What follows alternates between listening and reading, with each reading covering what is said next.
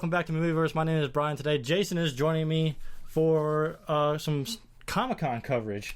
It's finally here. It's July, so I think of Comic-Con as Christmas in July personified. So, especially for us nerds. So, last night was the Star Wars Force Awakens panel.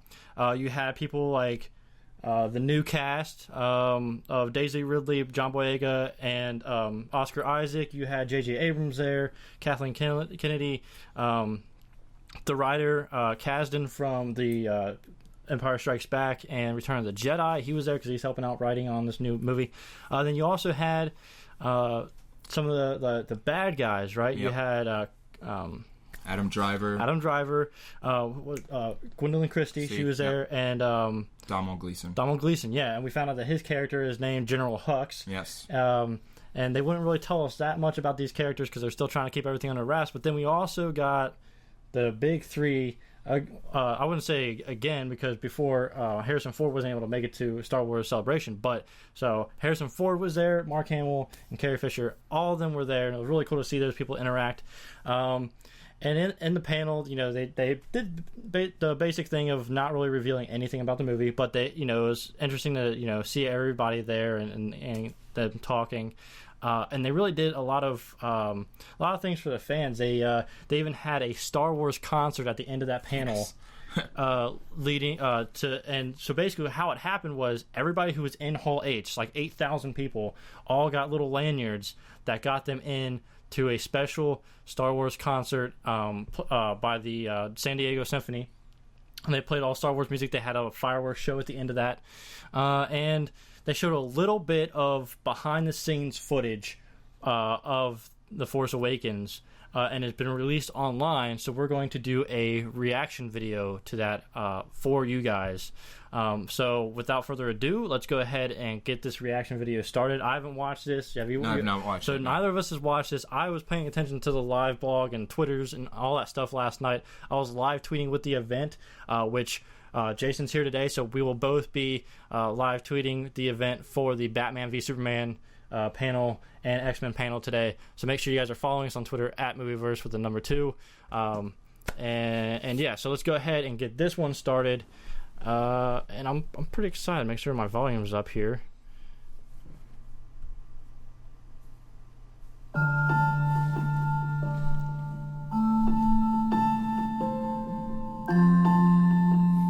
Millennium Falcon.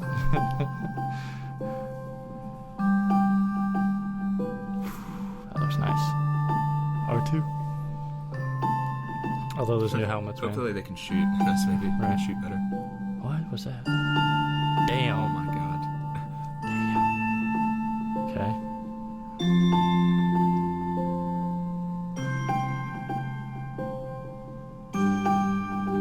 Real sets. Practical effects. You've been here, but you don't know this story. Nothing's changed, really. I mean, everything's changed, but nothing's changed. That's the way you want it to be, really. To see the way the technology has evolved, and yet keeping one foot in the pre-digital world. It couldn't be more exciting. It's still surreal. We are here on day 1 of Star Wars Episode 7. You're here. How incredible is that?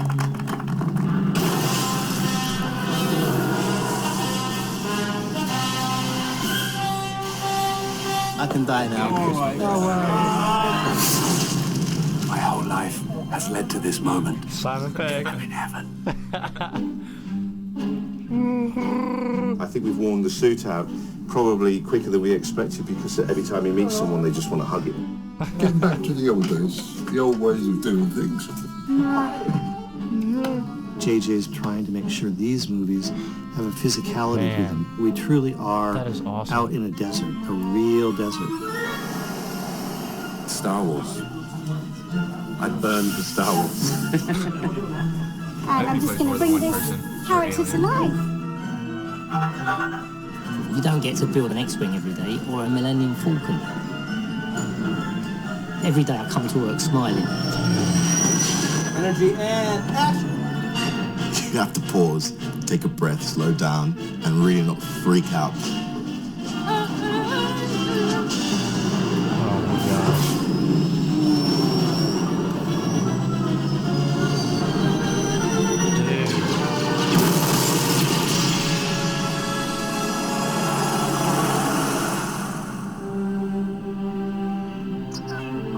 I was in the same room as all these legends and with all these new people who I'm sure will go on to be legends themselves. You know, it's being done with such love and such enthusiasm from everybody, and I think that you'll be able to feel that coming off the screen. It means so much to so many people.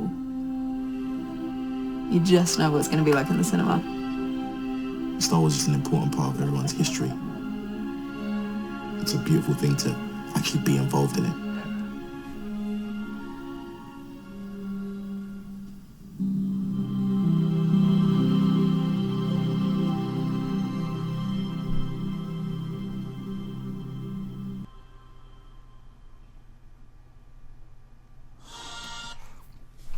That brings out your inner child, man. Yes, like it just does. seeing, like I was, like, okay. I mean, it was really exciting to see all this new like I wouldn't say it's new footage, but just seeing all this behind the scenes stuff. But then as soon as it just shows you like Harrison Ford, for me, that was just like, man, it's a special moment. It's a special moment for real. Like, it's Han Solo, man. Like, and it's like, you know, to have, you know, a lot of people would say that what the prequels missed was like a Han Solo type character. So like to see actual Han Solo come back for this movie, and you know, in the panel he was like the way that he talked about the movie, and I don't feel like Harrison Ford was the kind of guy who is just gonna like sugarcoat it or be like a company man. I feel like if he's gonna say something, like it is true, like he's not gonna lie.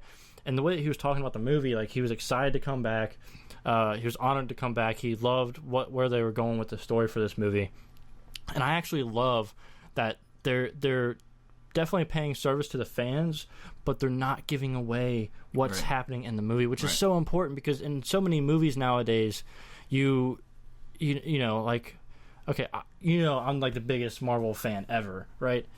But for their movies, they give away so much in the trailers. Yeah. Like, I haven't paid attention to any of the Ant-Man trailers since the second trailer. Like, I haven't paid attention to any of the TV spots or anything like that, because I don't want to know what is going on in that movie. I want to go and have the experience and be surprised. Well, and that is think exactly about what Southpaw did. Yeah, I mean, Southpaw, Terminator, Jenny Smith, like as Mark Ellis calls it. I love that name. But yeah, so it's like I want to go to the movie theater and have an experience, and I feel like that is what J.J. Abrams is trying to do with Star Wars: The Force Awakens. You know, like before Avengers: Age of Ultron, Star Wars was not my most anticipated movie of 2015. It was Avengers. But after I saw Avengers and how much like they showed in the trailers compared to like what the movie was, like this, to me, Star Wars: The Force Awakens is like, I would probably say The Force Awakens I'll probably have the best experience in the Force Awakens movie more than I have in years or maybe even ever at the movie theater, because I think at the age when the prequels came out, like I wasn't old enough to go to the theater. I don't think I saw those in the theater. Yeah. Obviously I wasn't alive when the originals came out. So like if this is anything like I think it's going to be, like it's going to be an experience that, you know, our generation has not had at the movie theater. And that's a great thing that this movie is doing. It's bringing together the fans of the originals, who were let down by the prequels, and then all of a sudden we have this rush of new fans that are coming in that we all love Star Wars, and it's like you said, I'm probably not going to have an experience unlike Star Wars again. I probably won't. Maybe with Episode 7. Maybe Batman vs Superman. Maybe. Something about Batman this little vs movie Superman coming out in March of next year. Yeah. But you know, a great thing about this is we get to see the sets, and which the prequels, you know, I mean the prequels, it was way too CGI. It was just way too much. And in the panel, like they didn't come out and say, "Hey, we know that the prequels screwed up." They didn't come out and say that. But every time they speak in public, they are putting so much emphasis on the fact that they are using practical effects. They brought out like a character, Baba Joe, I think is his name, and he he's an alien, and he was obviously some type of like animatronics, but he was like walking on his own. Yeah. And they said like it takes 5 people to run that one guy, and he's like he's not even like the main of like he's not even like a main like person that you see in the movie, but he's like somebody that you see. Yeah. And like and he like walked out on a stage and like went down the stage and back up and everything. And it's just like, man, when you are using stuff like that, and they said it's so important to give the actors something to interact with, something to look at, instead of just all green screen, which we know from the prequels. Like, it's pretty obvious that the whole, like, each set of the prequels is like nothing but like green screen behind them. And so, you know, and I mean, I've never acted before, obviously, but I can't imagine how difficult it is to talk to a green screen. Yeah. Rather than actually sitting in a pilot seat like we saw Daisy Ridley. Yeah, she was sitting in like a gunner, the gunner seat, like, and it was like moving around and stuff, and it's just like, what? Like, I can't even imagine. From JJ, from Kathleen Kennedy to all the actors and actresses, they're talking about how great it is to go back to practical effects and be, shooting wherever they go all across the world. Well, actually, it was funny because Daisy Ridley and John Boyega, they're talking about, like, in the scene in the trailer where they're like running through Jakku, I think it is, and Daisy Ridley is holding like the staff, and he's like in a stormtrooper outfit or whatever. They're saying they were filming in Abu Dhabi on location. It was 120 something degrees. Plus, there was explosions all around them that were real, and John Boyega is in a stormtrooper outfit, and he's just like, "Thanks, JJ." Like, but like he was joking around, but like they understand that, to capture, the authenticity that they want, it has to be practical effects and real locations and stuff like that. And you really see it with this behind the scenes footage, like where they all the aliens they start to take and it shows you like the set that they're on, like that hallway, and like, I can't even, I'm not gonna be able to comprehend this until I see the movie, and I feel like I'll be sitting there looking at the screen just like with my mouth open the whole time, and I mean, as soon as that Star Wars logo comes up, and if they have a crawl, which they probably will, it's done. I mean, well, it's like we said, like there's no experience like it that I can even like think of, and for a movie to be able to take, like, everybody goes to movies for escapism, and so it has to take you out of like your body, like you have to go into this world, this universe. And I feel like I felt like Avatar from James Cameron did it for me a little bit, but I feel like there's no other escapism like Star Wars, and I can't wait to have that experience in the theaters in December. Right. And when Disney bought Lucasfilm, I was like, perfect. Like if they were going to sell Lucasfilm to any like film studio, it had to be Disney. I feel like what they've done with like Marvel, like letting Marvel like take care of their own, you know what I mean? Yeah. And the same thing with like Lucasfilm, but they still have the money to bring on people like J.J. Abrams, and the actors that are involved. Like it's crazy how awesome this movie has the potential to be. I'm not going to say it's going to be great because we have that burn of the sequels, or the prequels. I mean, but everything that I'm seeing, everything that I'm hearing, is just spot on what it needs to be. And as far as a panel from Comic-Con, they put on a show. Like, if you want to see, if film studios, if you want to know how to put on a panel at Comic-Con, watch this Star Wars panel. They didn't even show like actual footage from the movie. They just brought out the stars. They just talked a little bit without saying anything. And like the fans, like for me, even though I understand that they're not telling us anything, I still love it so much because it's, we're fans. So it's great. So any final thoughts on this behind the scenes footage? This was probably the best video. If you're not going to show a trailer, this is that TIE fighter that crashed and it was just like on fire. Like just that visual alone, I'm just like, yep. I'm ready to see it. Like, you know what I mean? Like, I'm ready to see what happened. And, seeing even all of the aliens, all of the robots that they're actually building. Yeah. And, R2, of course, and BB-8. And it kind of takes your... Still blows my mind that BB-8's real. Like, I can't, like from Star Wars Celebration, the fact that he actually, like, came on stage, I'm like, what? How does that work? Like, But yeah, and you see magic, man. Like Simon Pegg, like he's a huge Star Wars fan. He's going to be in this movie some way. Yeah. It looks like you're not going to recognize him. Like he's just going to be like an alien or something. Because he had like some type of like suit on his body, and he had like a cold rag on his head because he was probably like dehydrated. But yeah, guys, let us know what you think about this Star Wars behind-the-scenes footage and the Star Wars panel from Comic-Con. Let us know in the comments section below what you thought about any of this.